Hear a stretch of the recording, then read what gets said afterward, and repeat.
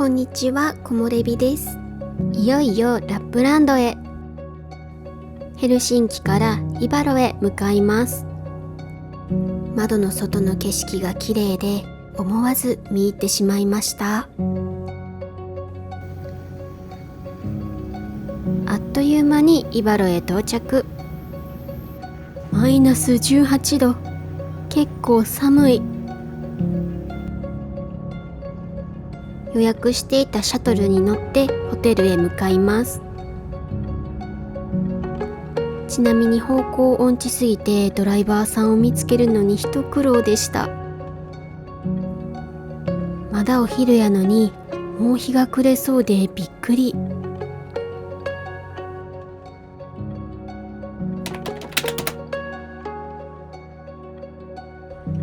本日から3泊お世話になります。ちょっと早いけどチェックインできました。湖側のお部屋をリクエストしてたけどどうかな。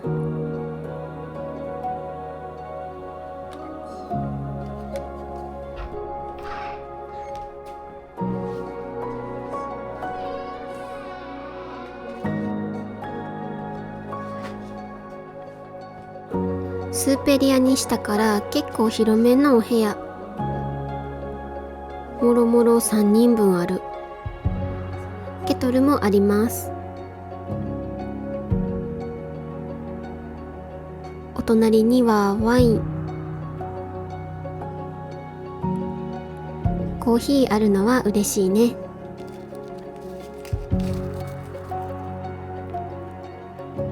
気になるお部屋からの眺めは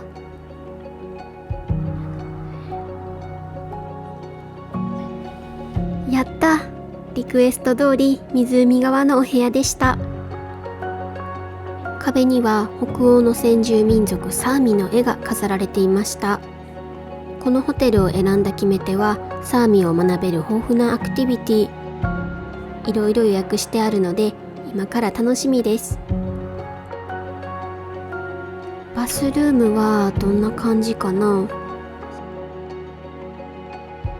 ユニットバスでこじんまりと思いきやプライベートサウナがある。日本では事故があったのでドアノブチェック。気が向いたらサウナにも入ってみようかな。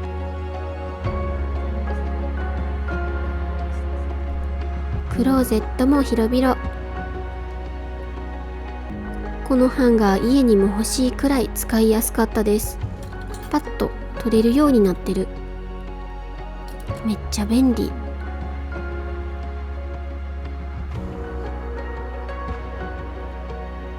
緊急時の案内イラストがゆるくて可愛かった。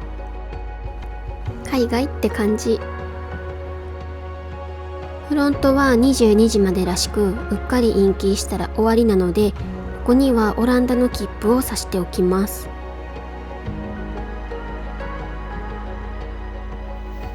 切符ジャストサイズでよかった。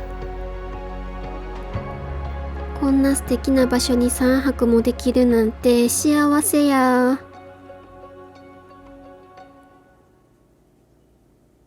少し休憩をしてから周辺散策。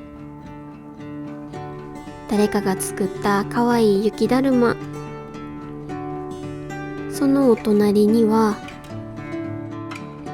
私の大好きな K マーケット。ホテルのお隣にあるので便利。平日は22時まで空いているみたいで安心。早速入ってみる。すごい種類のハム。サンドイッチいっぱい作れそうやな。トナカイのジャーキーもちょっと興味ある。ただ1600円か。ホットミールも充実しててホッとした。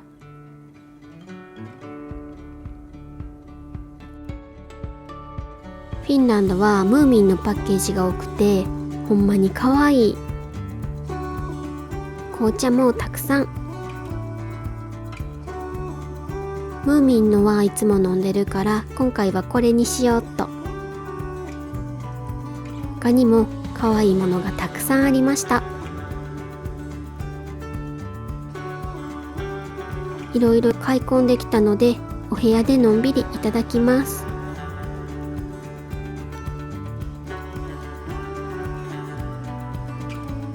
あっという間に日が落ちてもう夕方のような空。この空と雪のコントラストが幻想的。こんな雪景色に出会えるなんて。寒さも忘れるくらい綺麗な空に見とれていました。このアマゾンで買ったフードがすごく暖かかったのでおすすめです。この後しばらくお部屋で休んでいたのですが、なんとお部屋からオーロラが見えて急いで外へ出るとこの景色綺麗すぎる。自撮り棒を駆使していい写真も撮れました。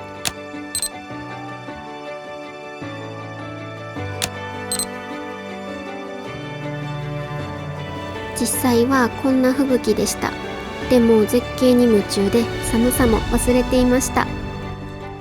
オーロラを満喫した後はトナカイツアーへ。今夜の案内人はこの子。お隣になったイングランドのおじいちゃんがとても優しい方でした。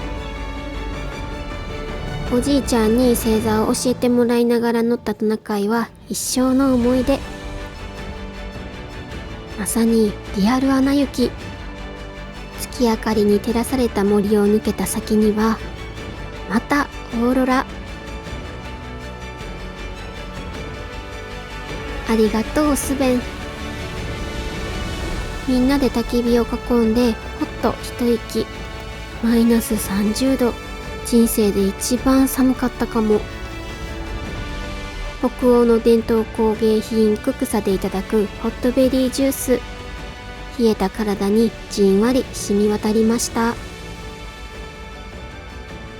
ふと空を見上げるとさっきよりも濃いオーロラが。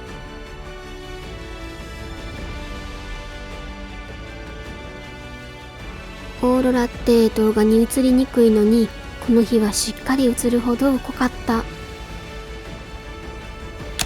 この目で見た北欧の森は一生忘れられない景色。焚き火の後は小屋でガイドさんからサーミンのお話を聞きました。北欧の先住民族サーミ。暮らしに欠かせない道具やその使い方を教えていただきました。トナカイの角を使った道具を見てサーミの暮らしとトナカイの深い結びつきを感じました。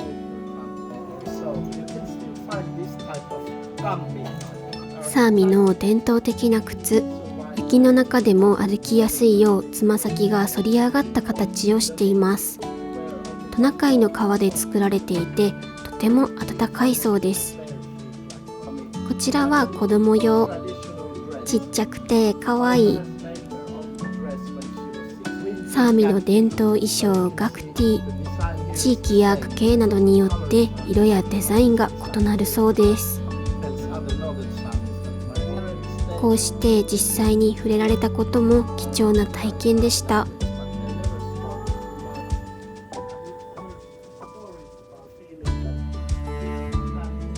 後日訪れる予定のサーミ博物館シーダのいい予習になりました。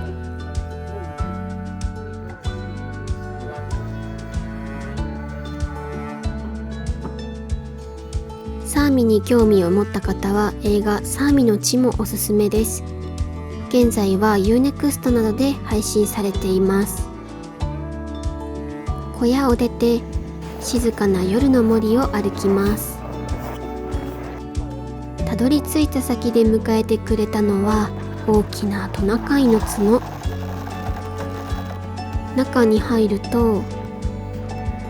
本物のトナカイがたくさん。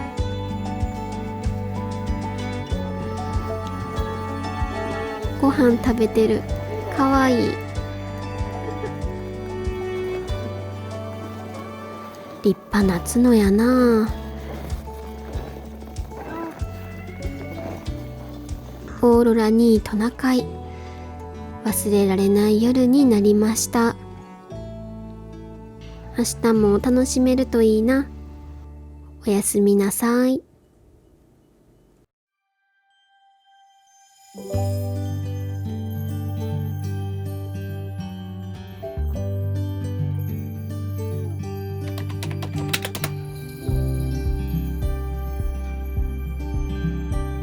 おはようございます。2日目の朝は朝食からスタートです。レストランのあちこちにサーミの暮らしを描いたアートが飾られていました。トナカイ、かわいらしい。さて、何から食べようかな。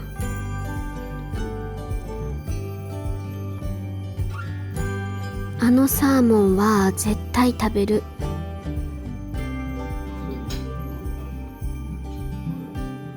卵料理があると安心。フィンランドの伝統料理カレリアパイ。フィンランドに来たらこちらも必食です。もちろんオーソドックスなパンもありました。バターとジャムの種類がとっても豊富。定番のシナモンロールとフィンランドでよく見るクッキーも。これめっちゃ美味しいんよな。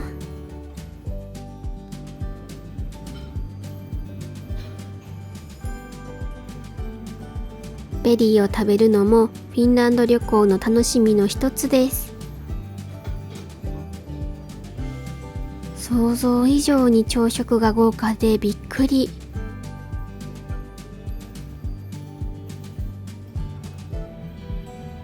厳選していろいろ取ってきました。オレンジとベリージュース。美味しそう。いただきます。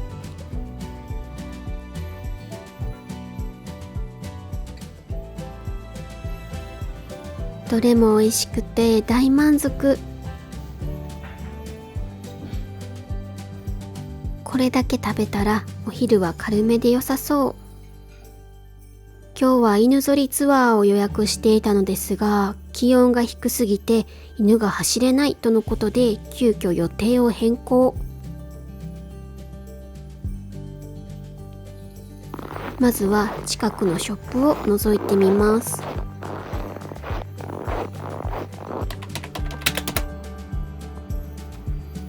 かわいいクマさんがお出迎え。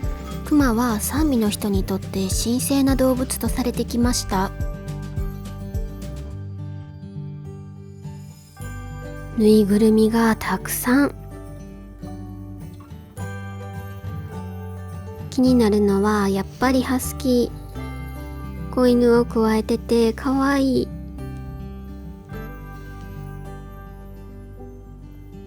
リアルなぬいぐるみもあった。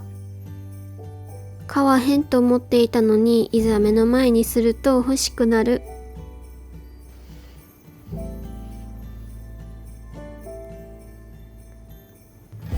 お土産にぴったりなカップがたくさん。ゆるいイラストのもかわいい。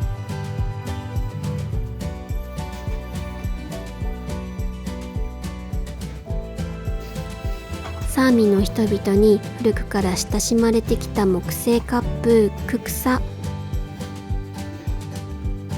取っ手にはトナカイが。ムーミンのデザインもあってかわいい。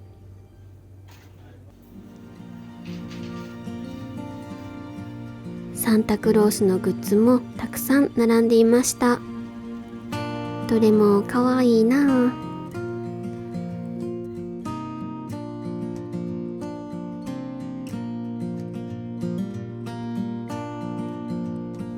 パッケージがどれも素敵。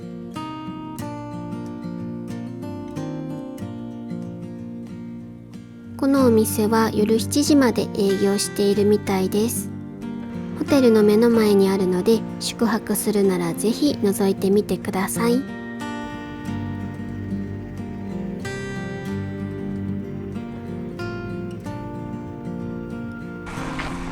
少し足を伸ばしてサーミ博物館シーダへ向かいます。真っ白。なるべく肌を隠さないと寒さで痛い。どこもかしこも凍ってるわ。同じ地球やのにすごいな。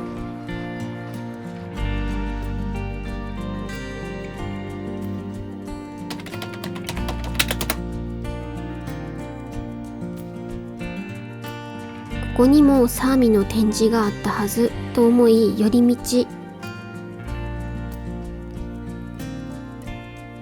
サーミの伝統衣装やククサなど文化に触れられる展示が並んでいました。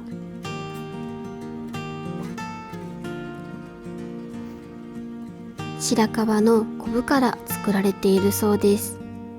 いつか自分だけのククサを作ってみたい。サーミの暮らしを彩ってきた美しい工芸品の数々、手仕事ならではの繊細さを感じる。靴紐やベルトとして使われてきた伝統的な織り紐、織り機を使って一つ一つ丁寧に織られていたそうです。壁にはサーミの人々へのマナーがイラストでわかりやすく紹介されていました。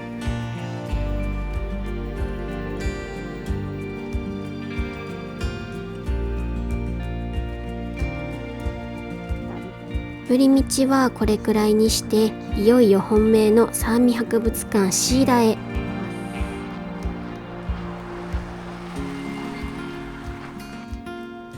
少し歩くと凍った湖を見つけました。9月頃はまだ湖が凍っていないため、水面にオーロラが映り込み、ダブルオーロラが見られることもあるそうです。オーロラを目当てに行くならこの時期もおすすめかもしれません。私もいつか見てみたいな。お目当てのシーダ博物館が見えてきました。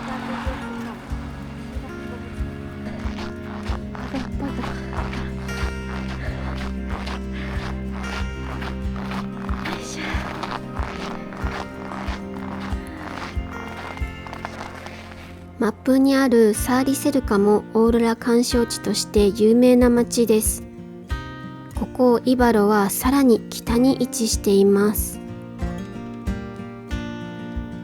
こうやって見るとめっちゃ遠くまで来たよな。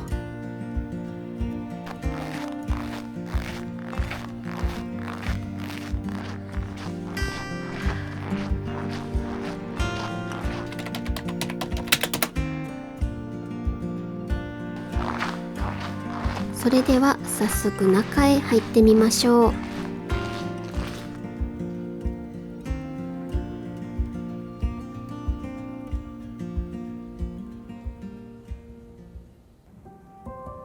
入り口の壁にはサーミの言葉がいくつもの言語で書かれていました。自然と共に生きるサーミの価値観が伝わってきます。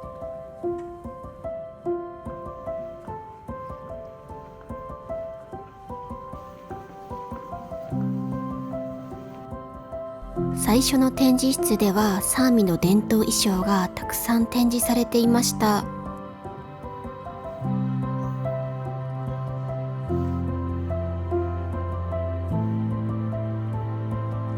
昨日見たものとはまた違った美しさがあります。こちらはより華やかな印象。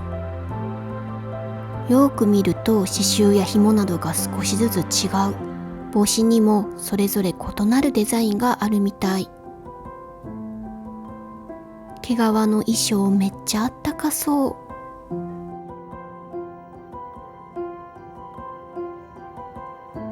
人は生まれながらに自由という言葉が添えられていて、サーミの人々が歩んできた歴史を思うととても印象に残る展示でした。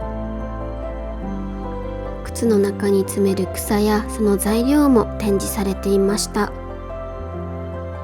一つ一つに寒さをしのぐための知恵が詰まっています。次の展示室に一歩足を踏み入れると、そこはまるでラップランドの大自然の中。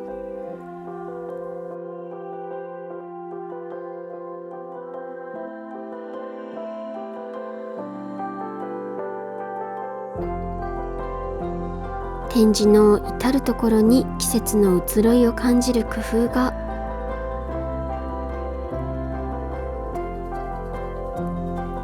秋はこんな感じなんかな。紅葉がめっちゃ綺麗。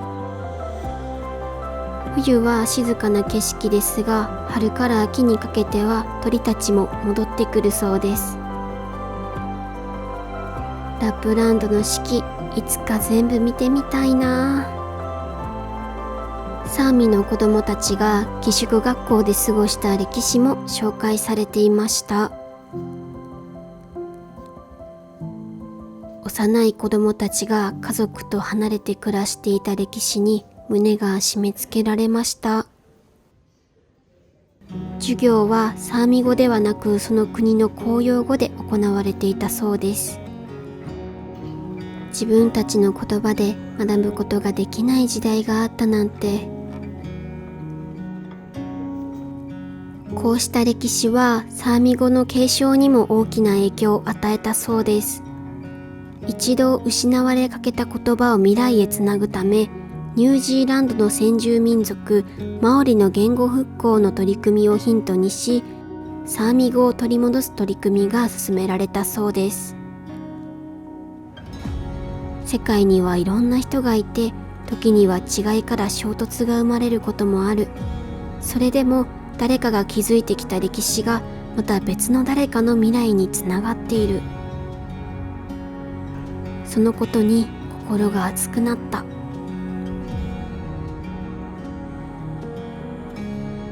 伝統や文化を守るのは本当に大変なこと。それでもこうして受け継がれてきた文化はこれからも守られてほしいと思った。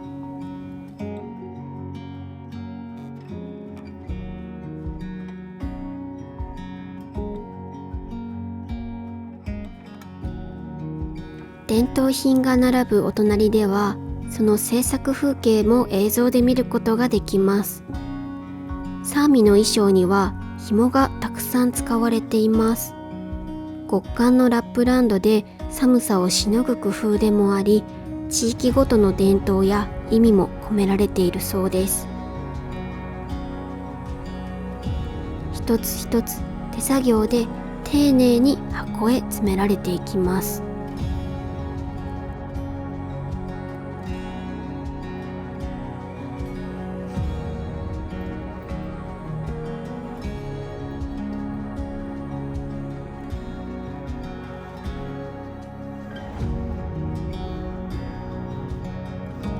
たくさんの展示の中でもこの空間は特に印象的でした。まるでラップランドの森に迷い込んだようです。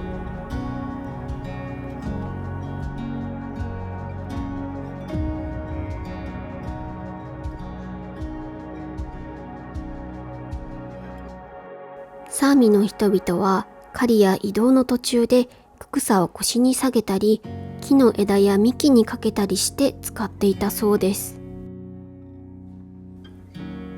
こうして木にかけておけばすぐに使えるし汚れにくい。特に冬は雪の上に置いとくとあっという間に凍りそうやもん。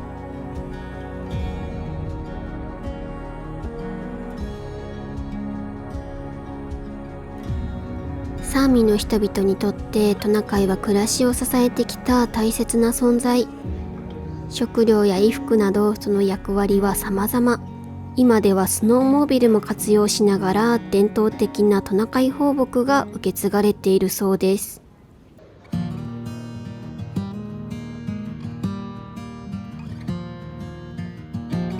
ぼーっと冬の森を眺めていたら、あれ？下になんかいる？わ、クマや。めっちゃリアル。冬の森の下にいたってことは冬眠中なんやな。他にも冬を生き抜くクマが。この博物館ほんまにすごいわ。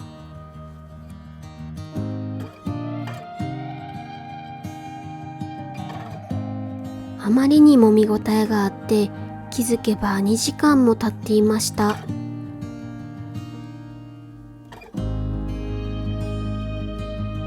それでは最後の展示室へ。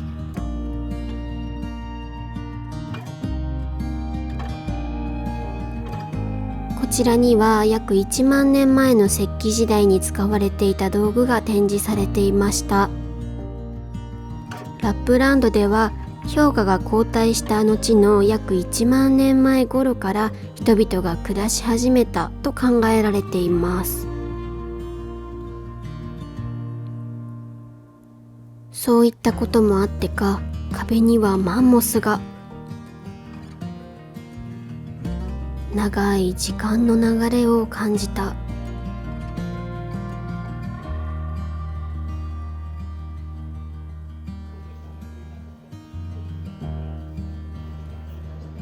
シーダ博物館、サーミ文化の奥深さに触れられる素晴らしい場所でした。稲荷に来たらぜひ訪れてみてください。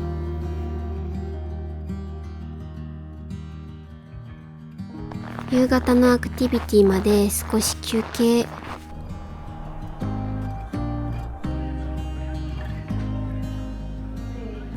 稲荷の地元の方のお宅を訪ねるアクティビティへ。こちらは犬のピエト。めっちゃ可愛くて人懐っこい。参加者はまさかの私一人。ちょっと緊張してたからピエトゥがいてくれてよかったです。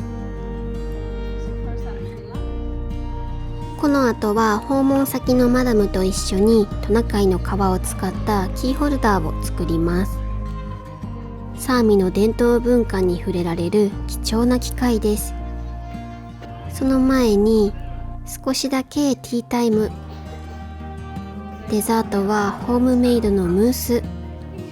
とっても美味しかったです。アトリエへ移動しようとするとピエトゥがずっと足元にぴったり。かわいすぎる。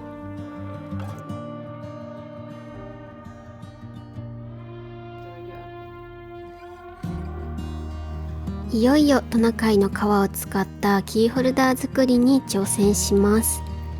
私不器用やからお願いねって言うとマダムが大笑いしてた。頑張ろう。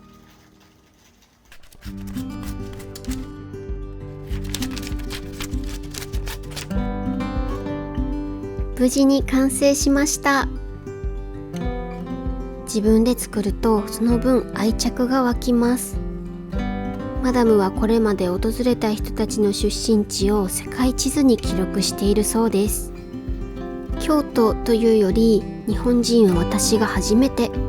この地図を見ながら世界の情勢についていろいろ話しました。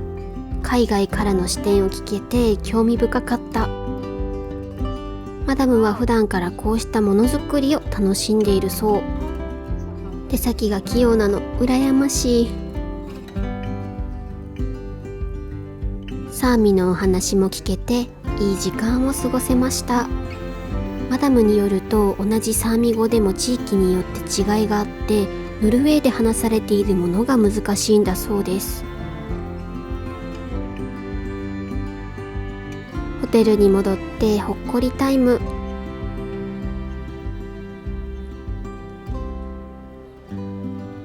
パブリックスペースはつい居眠りしてしまうくらい居心地よかった。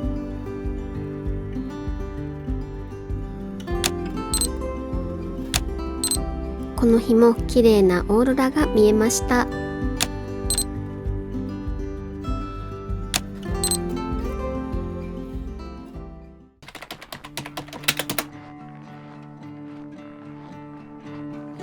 今日はあのスノーモービルに乗って歴史あるサーミの教会へ向かいます。めっちゃ寒いらしいので完全装備。朝の空がほんまに綺麗。早朝に見えてもう9時です。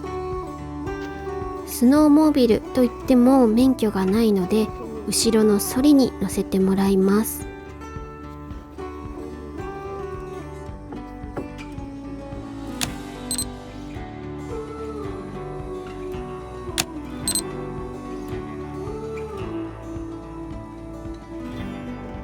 それでは行ってきます。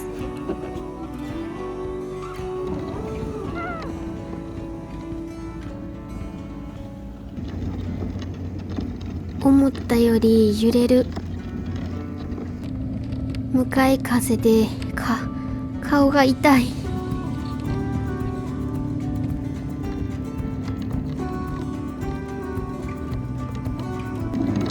景色は抜群に綺麗でした。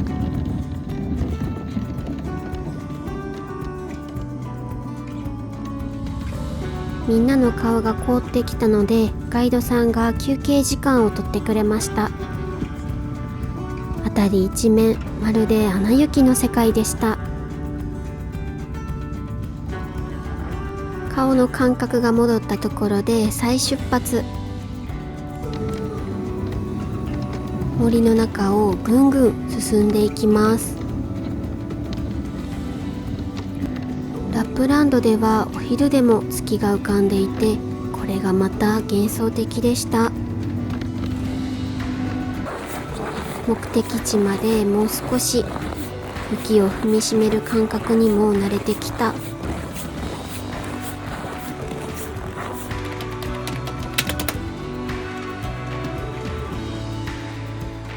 目的地に到着。こちらが1760年に建てられた歴史あるサーミの教会です。かつてはこの地域に暮らすサーミの人々も礼拝に訪れていたそうです。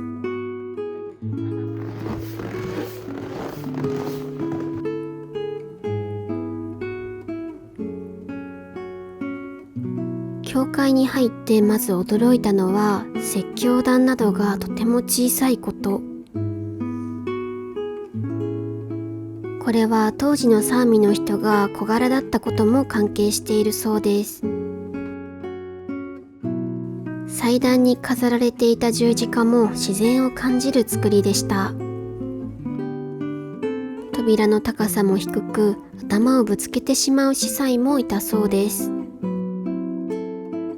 ベンチには長い年月を感じさせる文字が刻まれていました。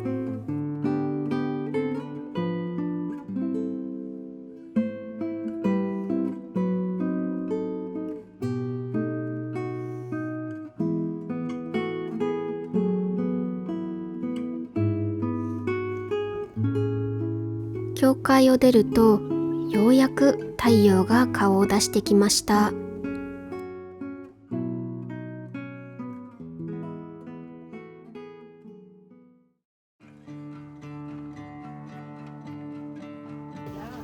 見学を終えた後はみんなで焚き火を囲みます。ガイドさんが用意してくれたあったかいドリンクとスープのおかげで体に少しずつぬくもりが戻ってきました。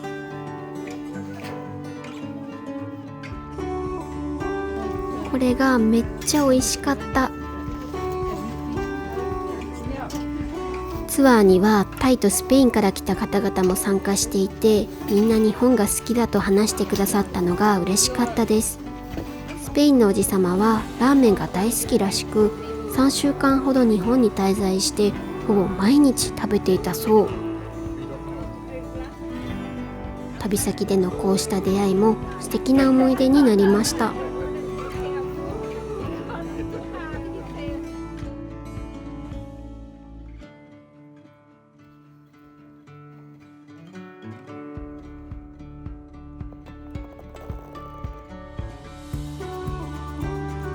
焚き火で体もポカポカ。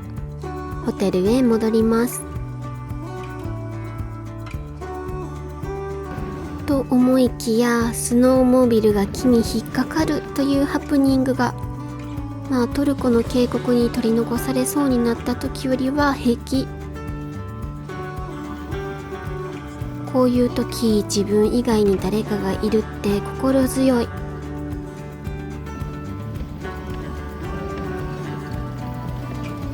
あっという間に解決。さすがです。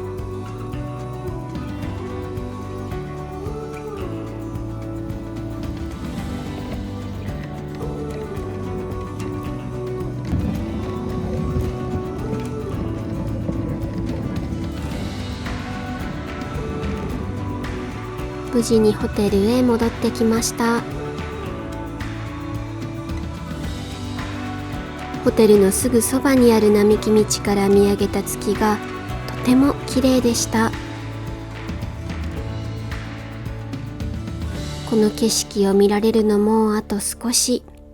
明日の今頃にはここを離れていると思うと寂しい。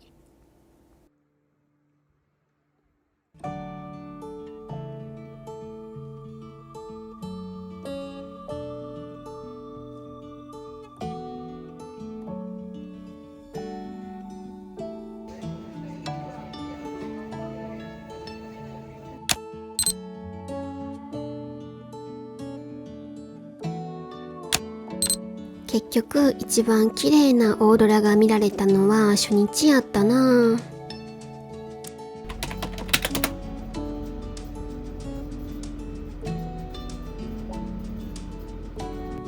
2日目に参加できひんかった犬ぞり体験、最終日にリベンジです。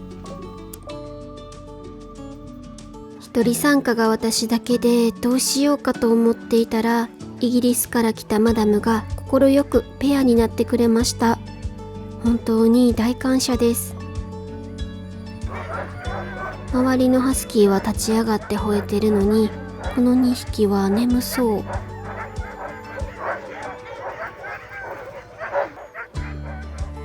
大あくび、大丈夫かな。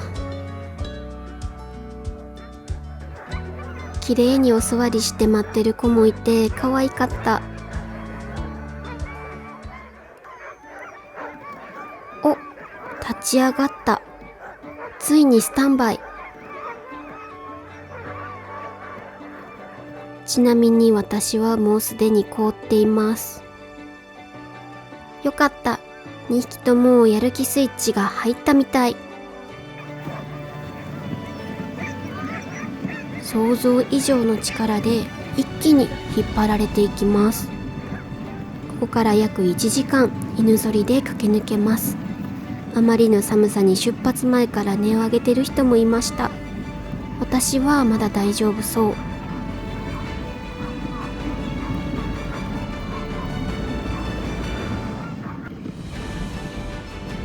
白銀の世界を駆け抜ける感覚にドキドキしました。出発前は眠そうだった2匹も走り始めると元気いっぱいです。寒さは厳しいけれど早朝ならではの朝焼けに感動しました。最終日にこんな景色が見れるなんて。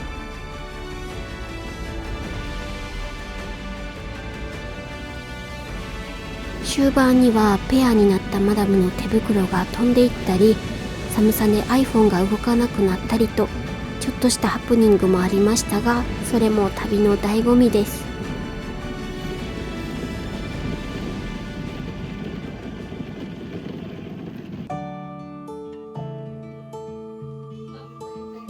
約1時間の犬ぞりを終えて、暖かい小屋でほっと一息。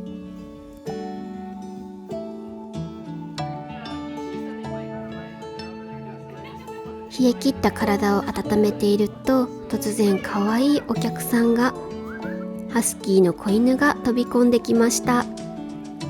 元気いっぱいで可愛い。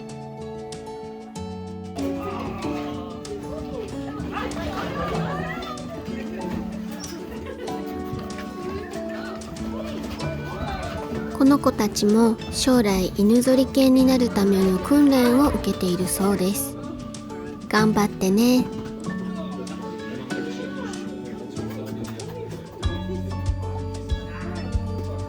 極寒やったけど参加してよかった。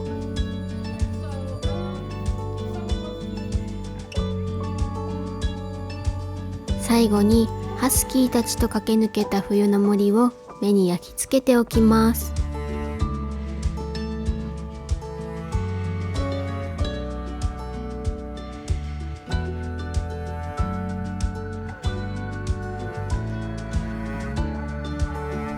名残惜しいですが、車に乗り込みホテルへ戻ります。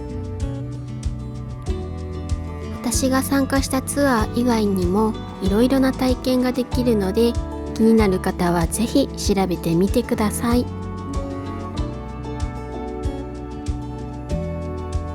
チェックアウト前にどん兵衛だけ食べてく。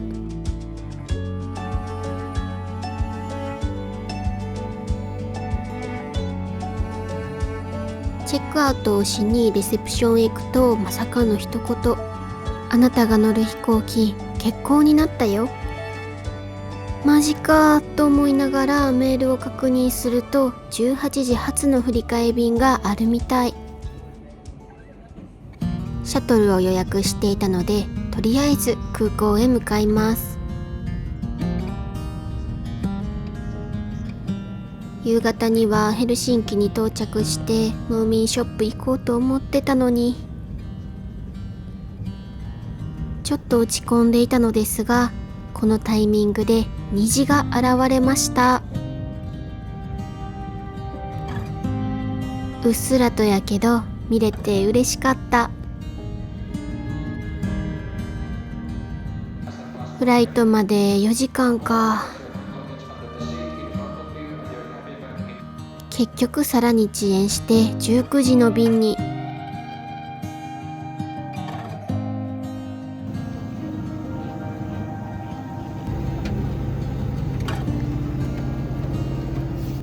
バイバイイバロ、また来るね。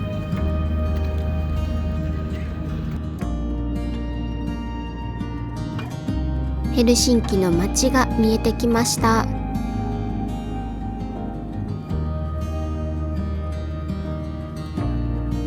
ただいま。ダッシュで荷物を受け取り、市内行きの電車へ。